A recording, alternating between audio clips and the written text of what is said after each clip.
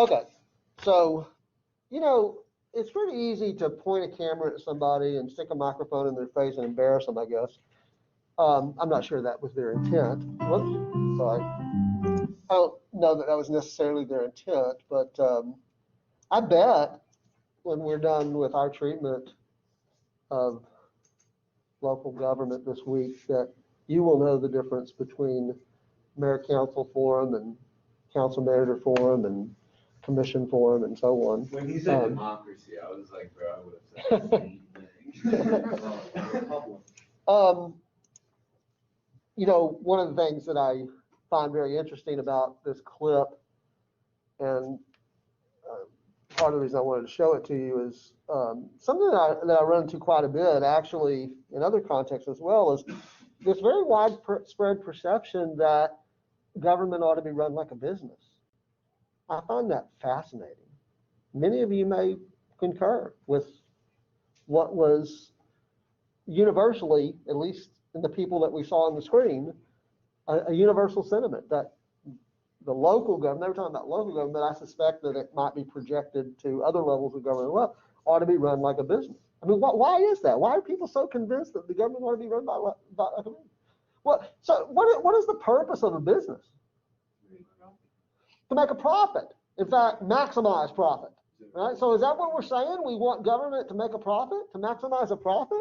I bet if you put it to people like that, most people would say, no, that's not what we want government to do. Like, think about that. I think that's an important thing just for you to reflect on, is that the organizational mission, if you like, of government is very different from the word go from a business.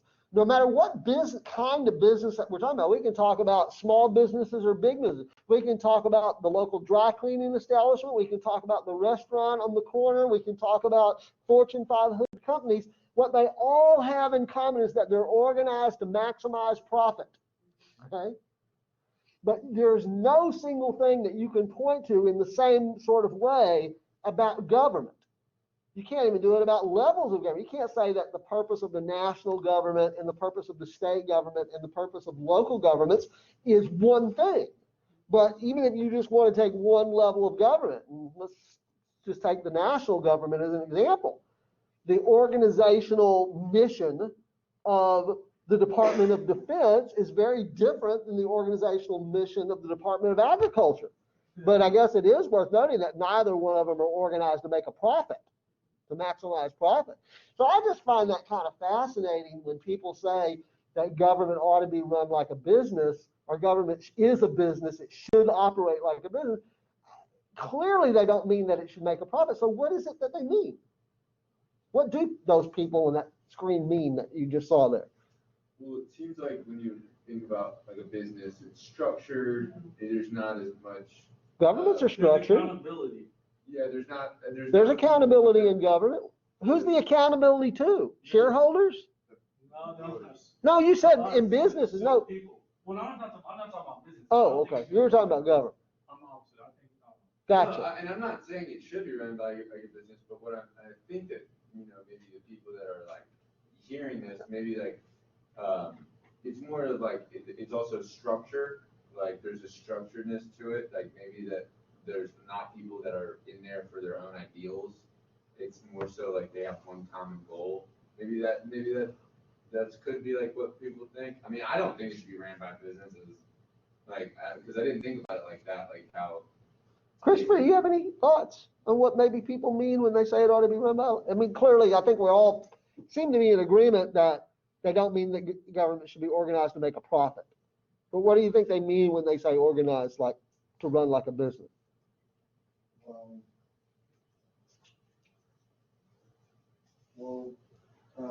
One thing that I did notice, like in the past few years, I guess when Trump was president, a lot of people had criticized him for running the government like a business.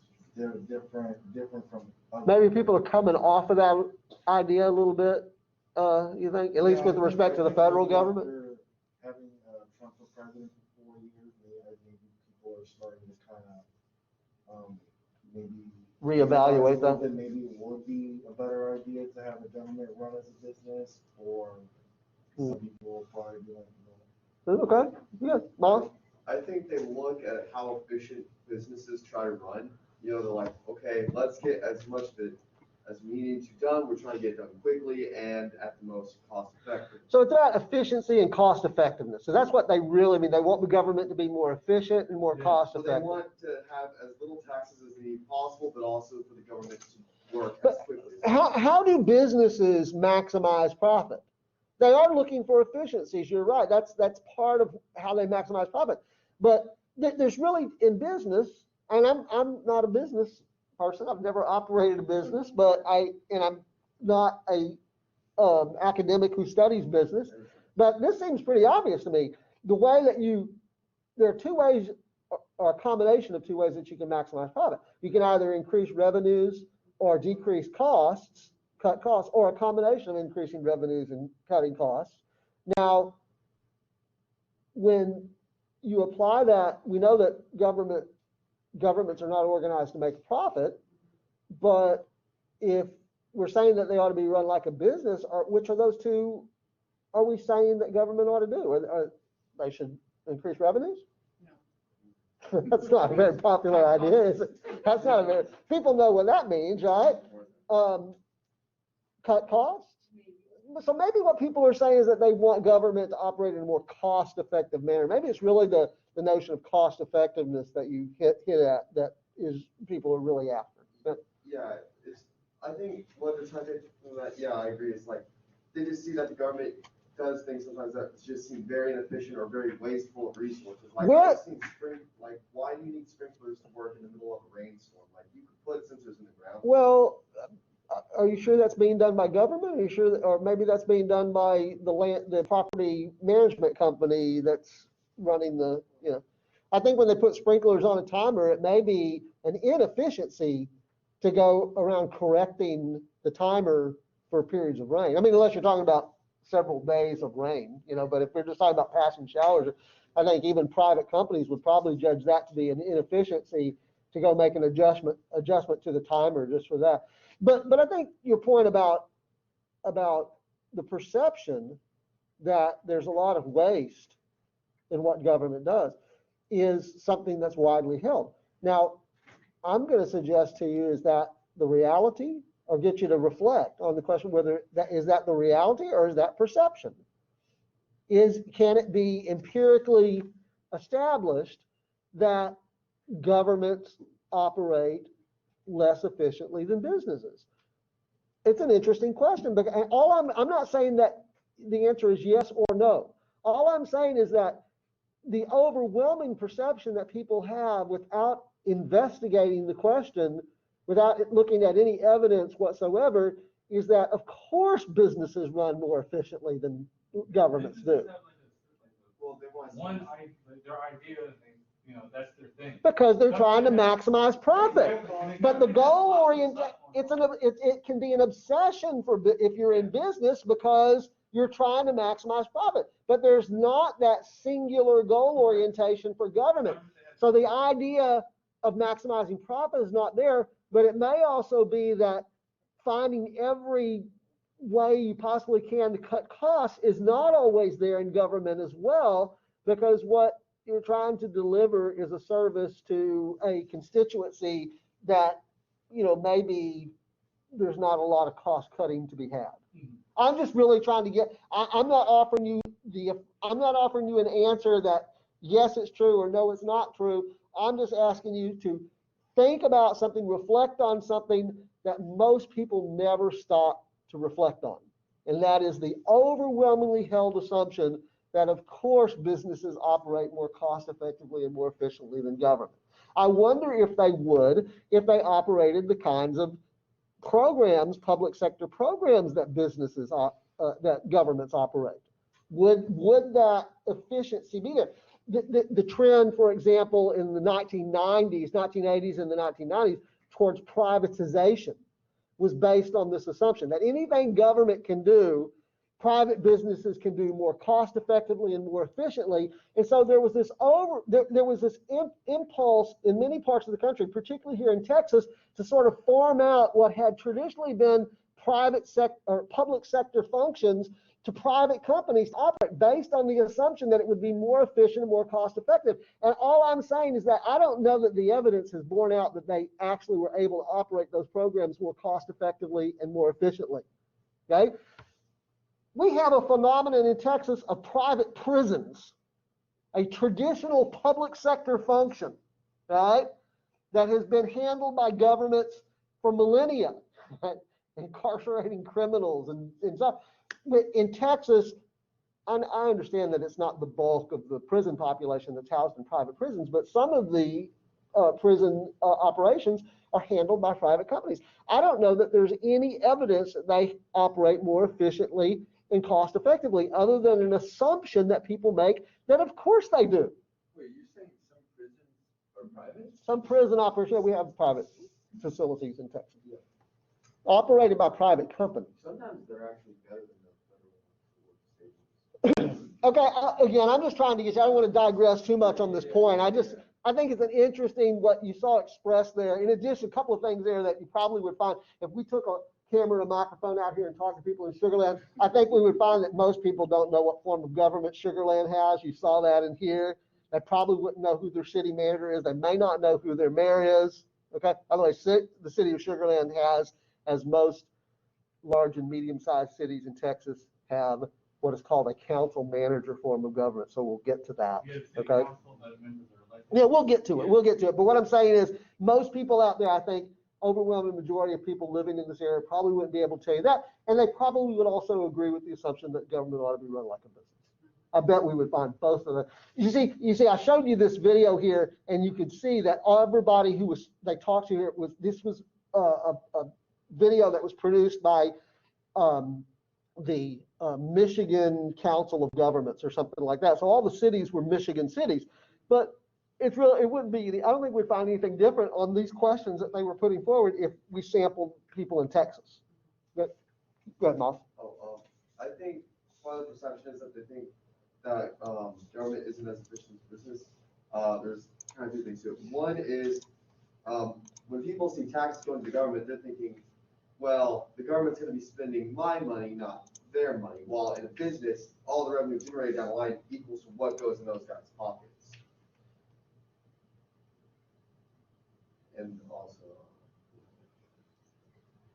also, but there's also a big difference between who a business serves and what a government serves. Like it's different. Yeah, I mean, yeah, it has, I think, consistent with the idea that they have an entirely different goal orientation. Okay, so yeah, these are the kind of things that I find interesting. I just thought we'd start this treatment of local government by throwing those two things out there for you to reflect on and think about. Okay, so I want to talk a little bit for the rest of the class meeting today and then into the class meeting on Thursday about local governments in Texas. And let me just begin by suggesting to you, reminding you of something that we talked about several weeks ago when we made the distinction between unitary and federal systems. Okay? Remember we said that most countries around the world have there are more unitary types than there are federal types, right? There's still quite a few federal types of systems, but what was the main distinction between unitary and federal, right? When we talk about countries. Does anybody remember from that discussion several weeks ago? It's been too long ago. Is this one of those phenomenon that I worried about early in the semester by quizzing you weekly, that the danger would be that once we're done with it, you're done with it? Don't forget you got a comprehensive final exam, right? Okay, right? So remember that a unitary system is one where the central government has the power and it may delegate some functions to some regional governments, Yeah, like, right? like Magnolia and Sugar Land. Well, no, I'm talking about we're talking about countries right now. We'll get it. So like when we're talking about differences between, say, France and the United States, France is a unitary system. So you have this central government in France, and you have these regional subdivisions, but they really only have authority by virtue of what's given to them by the central government. In a federal system, you have a division, constitutional division of authority between a central government on the one hand and then regional governments on the other hand. And in the United States, we call that a national government and state government. Okay? All right, so I want everybody, to recall that distinction that we made. So as we talk about local governments now, I want you to think about the distinction between unitary and federal, okay? Because there's an important question for us. Which of those two characterizes the relationship between the central government and the local governments? Where the central government here is, we're talking about the state of Texas or any other state on the one hand, and then local governments like city governments and county governments and special purpose governments like school districts and river authorities and those kinds of things, right? What is the relationship between the two? And most textbooks will tell you, and I think including the textbook that we're using in this class, that in Texas, the relationship between state government and local governments is better characterized as a unitary arrangement, okay? They'll tell you that it's a unitary system because in legal theory, whatever authority local governments have comes from the state. Okay, and we're going to get into that a little bit more depth here in just a few minutes. But initially, I'm just trying to tell you, like when you read that chapter in the textbook, chapter 10, I think it is, on local government, if I remember correctly, I think the authors of your textbook make that point. I could be confusing it with another textbook, but most textbooks that are used in classes like this around colleges and universities around the state of Texas, you have a textbook on Texas government, includes a chapter on local governments. Most of them say it's a unitary arrangement.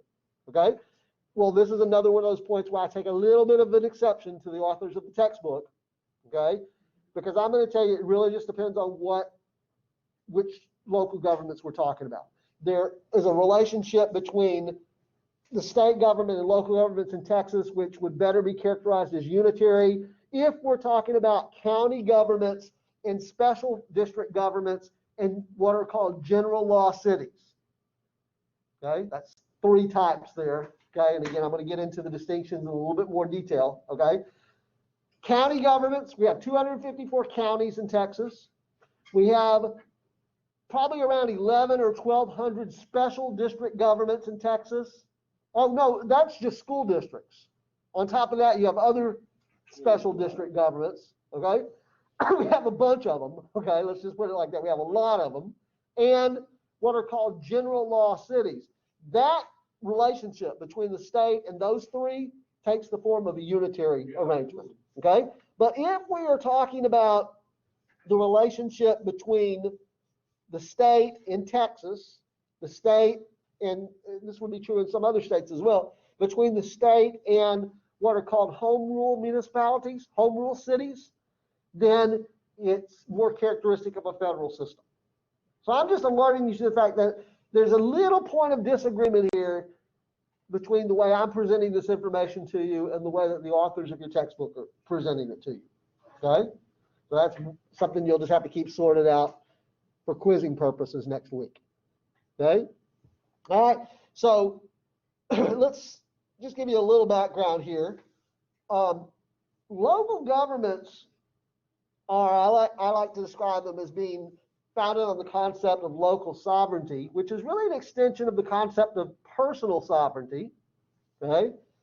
Personal sovereignty is the idea that I can govern my own life, right? As individuals, we have, in the American political culture, we have this strong affinity with the idea that individuals are personally autonomous, they have personal sovereignty, they make decisions for themselves, okay? Well, it's not a huge jump in logic to go from there to the idea that if you're talking about a community, okay, that the community should make decisions for itself, all right, rather than having decisions imposed on them, all right? So this whole idea of local government, and it's as old as our republic, okay? In the American experience, it goes back to the colonial period. That's how it was though back in the day when we had like a little small town. People would just naturally go, we should do this for this town, and they're like, I like your idea. Well, certainly in the American experience, we're gonna say that it was there really from the very beginning. The idea that people in local communities wanted to make decisions governing the life of the local community. Okay? Thomas Jefferson, who I like to appeal to anytime I can, once wrote about local governments. He says, these wards, called townships in New England, are the vital principle of governments and have proved themselves the wisest invention ever devised by the wit of man for the perfect exercise of self-government and for its preservation. Of all the things that Jefferson could have picked, right, he picks the creation of local governments as the wisest invention by the wit of man. Right? That is a reflection of how deeply embedded I think this idea of local control is in American political culture. Okay? And that includes Texas, of course. Local governments probably best represent the interests and desires of the electorate. I think most political scientists, most people who study the American system will tell you that there is a closer, more observable connection between the actions or the preferences of people in a community and the actions of their local government than at any other level of government. You saw all those people at the beginning of that video that we know how pleased they were with the performance of their local government. Right? And again, I don't think that's just a Michigan thing. Okay? I think it's more generally true in this country and probably to some degree here in Texas as well. Okay?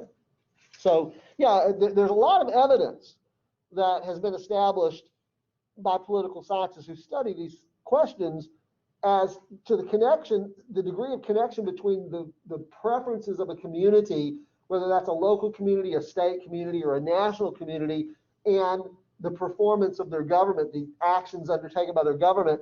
And it is consistently the case, it's found consistently that people's perceptions are that government at the local level more closely responds to their views than at the state level and then certainly at the national level. Okay? All right, so when we talk about local government, the authority of local government, the relationship between local government and central government, in this case state government, there's two things that we have to take into account. The first is, what does the law permit? And the second is, what does the political agenda demand? And those are two questions that you kind of have to keep in mind as we go through this discussion here for the next couple of minutes, because I'm going to make the distinction between, first, what's called the Dillon Rule. Okay? The Dillon Rule, which is a legal doctrine developed by a jurist who was a state judge, I believe, in Missouri in the latter part of the 19th century. I think his first name was John F. Dillon, I believe, if I remember correctly. Decided a case and elaborated on a question of law that has sort of become the standard for the answer to this first question. Okay? The Dillon Rule is really focused on the legalities. Okay? And you can see there that the Dillon Rule most simply suggests that the state grants or denies authority to local governments as the state wishes. And I think this point is why the authors of most textbooks conclude that it's a unitary arrangement. Remember what we mean by unitary system, right? Where the central government delegates or denies to the more local area, right? So the Dillon Rule, which was developed in the latter part of the 19th century, so it's been with us for almost a century and a half now, right? Says that as a legal matter, local governments only have authority that's given to them by the states. That's the essence of a unitary arrangement. But the political considerations, the political realities, sometimes are very, very different because of this long tradition that we have in American political culture favoring local control. Here's one of those areas where what the law says and what plays out as a political reality are not always entirely consistent. Okay?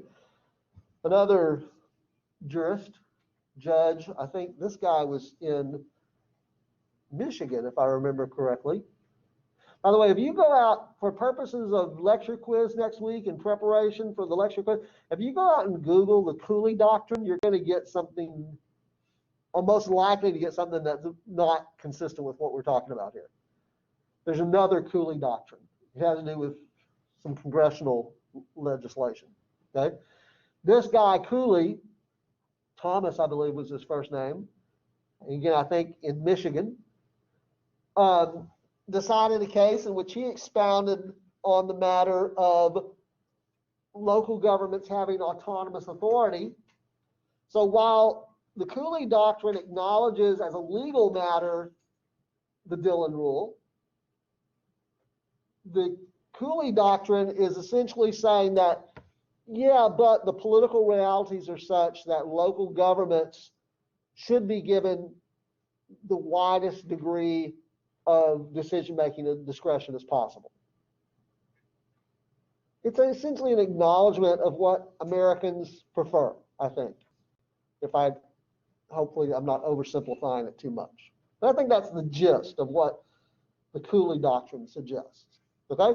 And it's this part where I think we see in Texas and other states around the country where the relationship between the state government and home rule cities functions more like a federal arrangement. Okay, so with that in mind, let's talk a little bit about the distinction.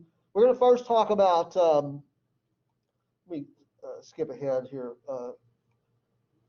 Let's first talk a little bit about the different types of local governments in Texas. And today's class meeting, I want to talk about municipal governments. And then in Thursday's class meeting, we're going to talk about county governments and special district governments, right? So here's a couple of little points to just begin with. At the time that the current Texas Constitution was drafted and ratified, 1876, most Texans lived in rural areas, on the farm, in an unincorporated area, lived out in the country, as we say. That was almost completely reversed by the time of 100 years later. By the time we get to the 1970s, over 80% of Texans lived in cities, in an incorporated area. So in a matter of 100 years, a little less than 100 years, it's completely reversed. That's a pretty dramatic change in a relatively short period of time. So why is the discussion about local governments and particularly city government so important? Well, because the overwhelming majority of Texans live in cities, okay? So you can see here that 3 of the top 10 cities in the United States are in Texas. Houston, by the way, by some estimates, Houston is now number 3, has overtaken Chicago. Well, I guess we'll know the answer to that when the Census Bureau finally gets the final tallies in on the 2020 census behind schedule. But I've seen some estimates that now put Houston ahead of Chicago. So New York, Los Angeles, Houston, Chicago, okay? They put the city that I live in right now, the fastest growing city in Texas, which is Fulton. Is that right? It's a lot of growth out there, that's for sure. Right? All right, so let me get to a point here that we can elaborate in more detail. All right, so here's an important distinction for you all to be aware of, if for no other reason, quizzing and final exam. That's an important distinction to understand, okay? So in Texas, under the Texas Constitution, cities that have 5,000 or fewer than 5,000 residents are categorized as general law cities. And that means that they don't have a whole lot of latitude in setting up the form of government that is really imposed by state law. And they don't have a lot of latitude over taxing. And they have to, stay within certain parameters established by state law, the general laws of the state of Texas. And they don't have a lot of local ordinance making authority, okay? They're governed essentially by the general laws of the state. Take something everybody can appreciate, okay? If you are driving your motor vehicle, let's say down US 69 here, 59, which you all call, are you all calling it 59 or 69? What do you all call it? I call it 59. 59, yeah, people who've been in Houston for a long time, I guess, probably still call it 59, right? Interstate 69, US Highway 59, whichever you call it. If you drive down south towards, let's say you're driving down towards Victoria, Wharton or something like that, and you drive through,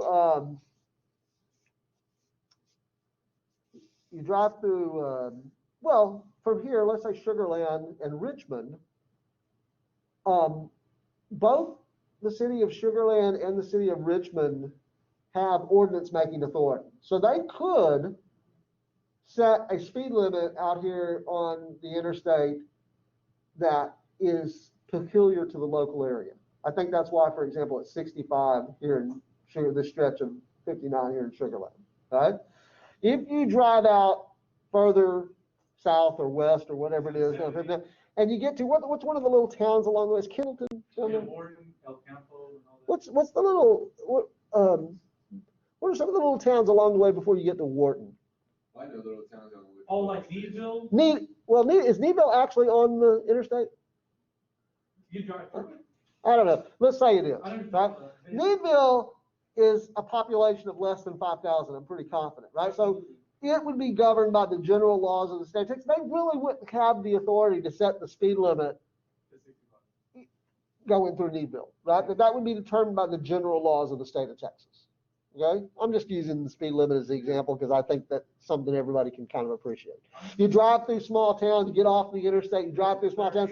The speed limit in towns in Texas that have populations of less than 5,000 are generally going to be like 30 miles an hour. Yep. Okay, but you drive down University over here, it's 45 because the city of Sugar Land has the authority to set the speed limit higher. Okay, all right. Yeah. If the population of the city is 5,000 or greater, then it can adopt home rule status. Okay, so what would happen there is that there would be a vote of the citizens of the community on the question of home rule. First thing that has to happen is you have to have a population of at least 5,000. Okay, and if there is a vote that's put to the residents of the community and they approve of home rule status, then the next step is to draft a city charter. It's like a constitution for the city, setting up the form of government and all the city departments and all that sort of stuff, and establishing some taxing authority and so on. Okay? What's a home rule city?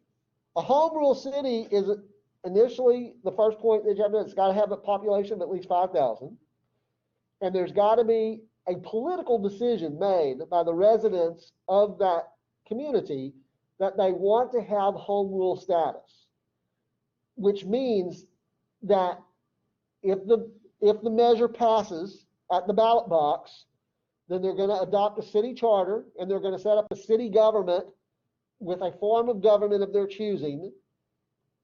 They're going to establish city departments and city functions consistent with their choosing, but also state law. They're going to have some taxing authority, some annexation authority, okay? Some other things that sort of kick in that home rule cities have that general law cities do not have. So like Sugar Land is considered a home rule city? Say again? Will Sugar Land be considered like a home rule? Sugar Land is definitely a home rule city. Yep. That's definitely, Sugar Land is definitely a home rule city. Like Magnolia, not Magnolia. Oh, yeah, you- Well, there are some communities here in this area that, like Needville would be an example, that's a general law city. that Now, would be- Richmond, yeah. look, I came to WCJC in the fall semester of 2013. When I came here, I was surprised to learn from one of my colleagues that the city of Richmond was a home rule city. And the reason that surprised me is because it had a population exceeding 5,000, in fact, comfortably exceeding 5,000. And she explained to me, having been here for a long, long time, explained to me that the reason that the city of Richmond had not adopted home rule status was because the long-serving mayor, he's now deceased, but he had the distinction at that time of being the longest serving mayor in the United States. He'd been there for decades. And by the way, I think that honor now goes to the mayor of Stafford, Texas. I think the mayor of Stafford, Texas has the distinction of being the longest serving mayor anywhere in the United States, if I'm not mistaken. Okay? And anyway, this guy apparently was personally opposed to home rule status and being sort of a political heavyweight in the community of Richmond that carried a lot of weight. But when he died, When did he die? sometime after 2013, okay, because it was sometime after I came here, when he died, then there was a movement that got underway to put it to the voters. And they put it to the voters, and the voters said yes, and now the city of Richmond is a home rule city. It's interesting that you said it because the reason why I asked when he died, I live in Richmond, and for a long time, I think his daughter's mayor now. for a long time it was, general. But once he died, I noticed that everything changed. Like they started cutting down all the trees, building more businesses, urbanization, and excuse me, like so many stores and a new apartment complex and all this stuff happened. That would be consistent with the general impression that I got from my colleague Yeah. that this guy just didn't really embrace He was very- change. not- if you look at it before, it was like she said, literally, or he said, whatever. It was like a town. It was a small town. Yeah, that was her take, is that he was just very anti-change. Yes. Wanted things to stay as they always had been. Yeah. But realities are realities, and it's hard to deny the growth of Richmond, Rosenberg included, but Rosenberg's had home rule status for much longer. Richmond in particular, it's hard to deny that, well, one of the things that you've seen with Richmond, for example, since it adopted home rule status, is it exercising annexation authority. The stretch along Williams Way, did any of you ever drive along Williams Way? Yeah. That has been annexed by the city of Richmond in the last few years, extending down to Ransom Road, look where the church is over here, what's it called? The River Point Church Yes. and the hospital and all that kind of stuff. On one side of Ransom Road is Sugarland, and then Richmond is on Ransom Road and includes, there's an apartment complex over there where the Rudy's Barbecue is. I know that. And the line, if you're in one part of Rudy's Barbecue, you're in Richmond, and if you're in the other part of Rudy's Barbecue, you're in Sugarland, right? But anyway, my point, I don't want to digress too much on that. My point is that Richmond has sort of aggressively, since it's adopted home rule, well, as aggressively as it reasonably can, under the legal restrictions, annex new territory, mainly to fend off annexations, I think, from Sugarland. Yeah, Because if Richmond didn't grab it up, Sugarland was going to grab it up. they're right there too. Yeah, go ahead, Paul. I don't know, this might be the toughest question you've ever been asked, but Oh. I don't know. A So bold statement. I'm really confused on, I have no idea. So in my neighborhood, it's considered a city. It's called Weston Lakes, and it's a city in Texas. And we have a mayor, and we have a city council, but I have no idea what they do. Like, I don't know if it's a home rule city, like, I don't think. Yeah, my guess is, I don't know, can't be absolutely certain, but my guess is it's probably a home rule city. It probably has a population of less than 5,000, okay? Which automatically means that it's a home rule city. Okay. Home rule cities have mayors and city councils. It's just their authority is not as broad as it is in a place like Sugarland or a city that has more than 5,000. I thought home rule was more than 5,000. It is. Oh, you just. You said. Did I say it backwards? Yeah. I apologize. Yeah, okay. I bet Weston Lakes has a population of less than 5,000. So your general. Okay. Now, you can check that out and let us know if you want. It's really not that hard to do, okay? Yeah. Wait, so did you say, when the population was greater than 5,000, they automatically No. become a home rule? No, you have to have a vote by the residents of the city to adopt home rule status. Okay, 'cause I thought I heard you say automatic. No, because remember I said that the city of Richmond had resisted it for so long. Richmond didn't automatically become a home rule city when it reached 5,000. If that was the case, they would have become a home rule city in Richmond a long time ago, okay? You have to have that vote. The point is that in Richmond, as the story was told to me, it was never put before the voters because the mayor vigorously opposed it. So it's correct, that's crazy. It has 3,670. If it is, It's just a neighborhood. if it, well, no, if it is an incorporated municipality, it is a general law city. It is a city just like Needville is a city, or just like, what's another really small town around in the area? I don't know why I'm drawing a line. Isn't there a little town called, what is it? Is it Pendleton or Kimballton or? Let me see, 'cause I don't know. If you drive down 59, not too far past Rosenberg, there's a little, used to be considered a speed trap. They stopped that because state law put an end to communities. Colmesville What? is a small city in Texas. What is it? Colmesville, it's in North Texas. Oh. It's got like a population of 300. Well, okay, look, I don't want to digress on finding individual municipal, individual general law cities, because the truth of the matter is, there are a lot more general law cities in Texas than there are home rule cities. Yeah. The overwhelming majority of cities in Texas fall in the general law category rather than the home rule category. All you have to do is look at a map of Texas and see all the little towns around that are just little dots. Yeah. Most of them are home rule, are general law cities. Okay. Now, there is a difference between a neighborhood with a neighborhood association and a general law city, and that's the only thing that I think we're not clear on about Weston Lakes, is it an incorporated municipality, or is it just a neighborhood with a neighborhood association? No, it's got a mayor. It's a mayor, okay, good. I take your word for it, I don't know. Yeah. If you look up Weston Lake. If you go to a place like Pecan Grove, for example, that's not an incorporated municipality. Yeah, it's a neighborhood. It's a neighborhood with a neighborhood association, and they actually don't fall within the jurisdiction of any municipality, including Richmond. Okay, that's not part. If someone lives in Pecan Grove, their mailing address is Richmond, Texas, but that's just because that's where the post office is located. Okay, but you don't live, if you live in Pecan Grove, you don't live in, it's just like people over here in New Territory, or what is the one over Greatwood, did not live in the city of Sugar Land until very recently. It's been within the last, 2 years that both New Territory and Greatwood were annexed by the city of Sugar Land. Before that, they just lived in Fort Bend County. No, you look it up, it says city The of Richmond Texas. campus is I like, believe you.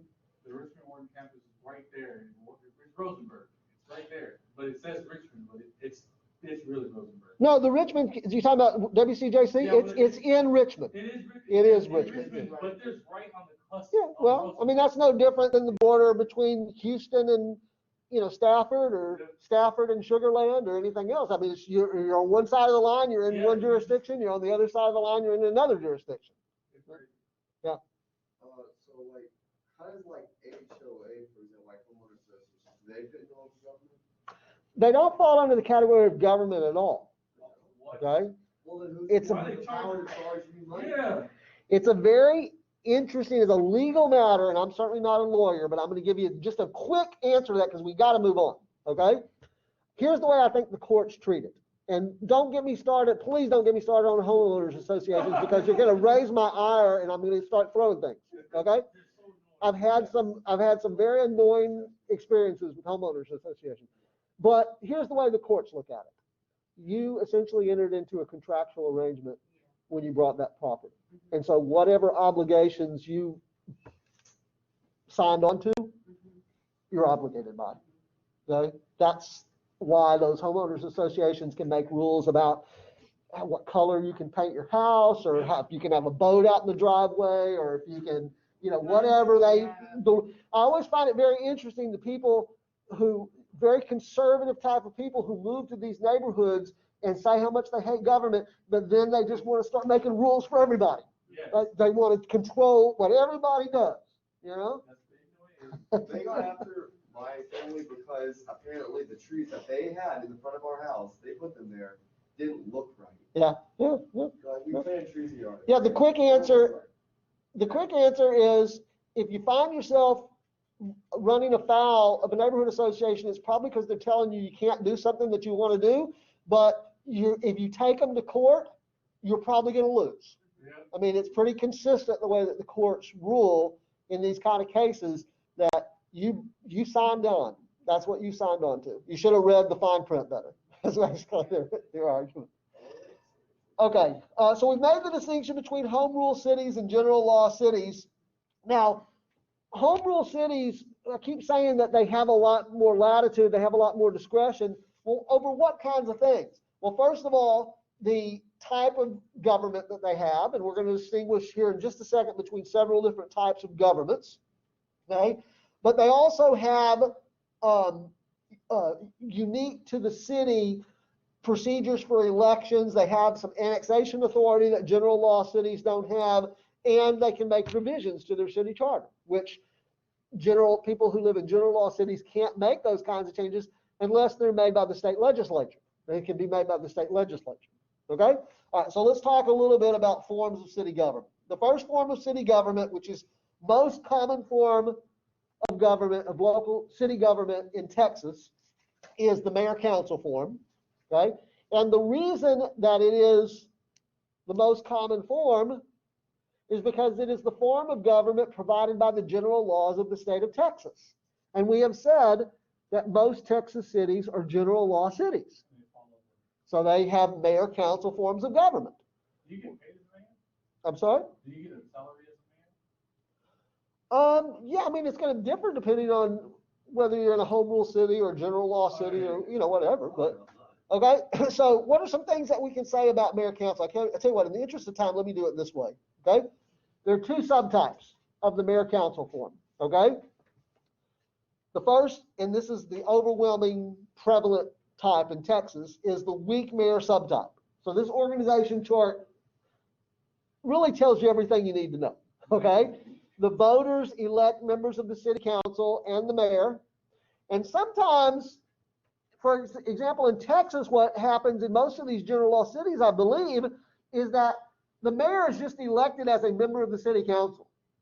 And then the members of the city council select the mayor from among their ranks. But whichever way it is, even if the mayor is elected separately, the mayor amounts to little more than the person with the gavel. You're just a CEO? I'm not a No, spokesperson? no, really not a CEO at all. In fact, just the opposite, okay? When I say just the person with the gavel, what I mean is the mayor, he or she is the person that presides over the meetings. It says tap, next order of business, next item of business, tap, vote, like that. You're the timekeeper. Well, I mean, there's just not a lot of authority. You cut ribbons, things like that, okay? It's largely a ceremonial position and an administrative position over the operations of the council, in council meeting, okay? So the city departments, if they have a police department, a fire department, public works, whatever the departments it is they have, are really run by people who are answerable to the city council. Okay, that's the weak mayor subtype, okay? Obviously, the other type is the strong mayor subtype, okay? Houston, very good. Houston is the only large city in Texas that has a mayor-council form of government, and it is a strong mayor subtype. Okay, so what happens in a strong mayor-council form of government is that the voters elect the members of the city council, and separately they're going to elect a mayor, and the mayor operates truly as a chief executive. Sort of like the president at the national level, where all the departments, most of the departments are accountable to the mayor, and the mayor is politically accountable to the voters of the city. So the city of Houston is very different in this regard to Dallas and Fort Worth and Austin and San Antonio and El Paso, okay? It is more like New York. Houston is more like New York and Los Angeles and Chicago in this regard because it is a strong mayor council form of government. Dallas and Fort Worth and all the other major cities in Texas, Amarillo, wherever else in Texas, Houston is the only exception, They do not have strong mayor council forms of government. They're the only ones that have strong, they're the only ones. that- Houston is the only large city in Texas that has a strong mayor council form of government. So you said there's kind of a correlation between cities with huge populations, like majority of anything in the area, and strong mayor type governments. I'll say it this way, and if this answers your question, great. If it doesn't answer your question, ask your question again so I can see if I get it right, okay? In Texas, most large and medium-sized cities do not have mayor council forms of government at all. We haven't looked at the other type yet, okay? Houston is the only exception of all the large and medium-sized cities in Texas. Houston is the only one with a mayor council form of government. And it's not a weak mayor subtype, it is a strong mayor subtype. So Sylvester Turner and Anise Parker before him, and Bill White before her, and whoever else, the mayors of Houston are more like de Blasio and, you know, whoever the mayors of New York have been, you know, historically, than they are like the mayor of Dallas or the mayor of Amarillo or Austin or any of those others. It's a completely different form of government. Okay? So what that means is that, again, one of the things that means is that the police chief is chosen by and is politically responsive to the mayor, the fire chief, the public works director, the heads of all these departments answer to the mayor.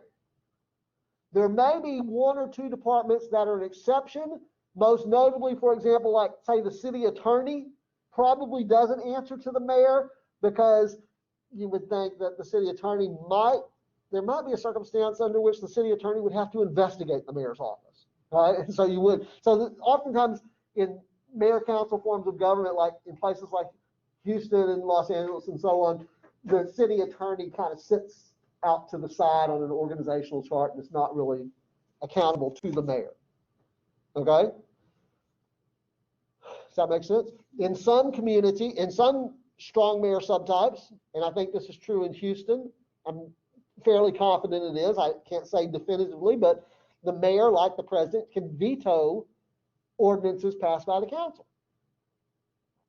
They are debating in Houston right now the question of whether or not members of the city council should be allowed to put items on the agenda of the city council, because currently individual members of the city council or even a group of members of the city council can't place an item on the agenda. Only the mayor can place an item on the agenda. And so I think there's some frustration on the part of some people around the city of Houston when they go to their elected member of the city council from their district, from their ward, and they say, hey, why can't we get this? And they say, I'd like to help you, but I can't even get that on the agenda because I can't get the mayor to agree to put that on the agenda. So we'll see how that turns out. They're pushing for a referendum to get that authority. We'll see how that plays out. Okay? But it's just one more example of whether we're talking about Sylvester Turner or any other previous mayor of the distinction that Houston has with respect to a strong mayor subtype. Okay? Questions about that? Sometimes the members of the city council, we made this distinction in a completely different class topic several weeks ago. Do you remember the distinction that we made between at-large representation and ward representation? Remember we watched the little video about Shelby County versus Holder and Pasadena, Texas? Remember that distinction they were making? So most home rule cities have some combination of at-large representation on the city council and district representation. Houston would be an example. They have, I don't know how many members there are in the city council, but most of them are elected from districts, but then you have several that are elected at large. All right. An alternative to the mayor council form of government in Texas is, or even nationally, is the commission form. Now, this is primarily a historical artifact. There aren't too many cities anymore that have commission forms of government, But it is interesting to note that it originated in Galveston, Texas. And there was a period there of several decades where the commission form of government really took off. There were lots of communities around the country that were adopting commission forms of government modeled on the Galveston, initiating that form. They did it in Galveston in response to the hurricane, the 1900 hurricane. The general perception of the residents of Galveston was that the city government was wholly unprepared. I mean, it's hard to dispute that. They were wholly unprepared for that. And in the aftermath, they didn't like the reaction of the city government, and so they said, we need a change. That's kind of the reaction that people have a lot of times. That when the government, whatever government it is that we're talking about, doesn't seem to be prepared either in advance of or in the aftermath of some sort of major unexpected event like that, we're dissatisfied. We say, oh, it's time for reform, right? Got to reform this thing because it clearly doesn't work, okay? But the truth of the matter is, I said, for the next 20 or 30 years, the commission form of government kind of took off, but it didn't take very long for communities to figure out that it really wasn't a feasible form of government. Don't they have like, Yeah. I don't know if it's every year or whatever, but they have, where they all get together and they talk about what to do in case of certain emergencies and stuff? Well, I mean, there's all kinds of planning, so on, but in terms of this form of government, what we're basically talking about here is that each member of the city council runs a city department. Uh-huh. So you have they call them commissioners, okay, typically. So you have a commissioner that's elected to run the police department, a commissioner that's elected to run the fire department, and all the other departments. One of the major problems with this form of government in the experience that communities had with this was that these elected officials kind of lost the holistic approach, and they became concerned mainly with getting budget for their department, right? That's really hard. It's really easy to lose. It's really easy to lose the overall, what's important overall, because you're so busy advocating for what your department should get. So that was one of the major problems. It's also one of the, and I'll end on this point here, one of the things that I think became obvious with this form of government is that the same skills that are required to get elected to an office are not necessarily translatable to being an effective administrator. Right? You might be an effective politician and can get elected, but that doesn't translate necessarily into effective operation of your department. Okay, so on that point, we'll call it an afternoon and finish this up on Thursday.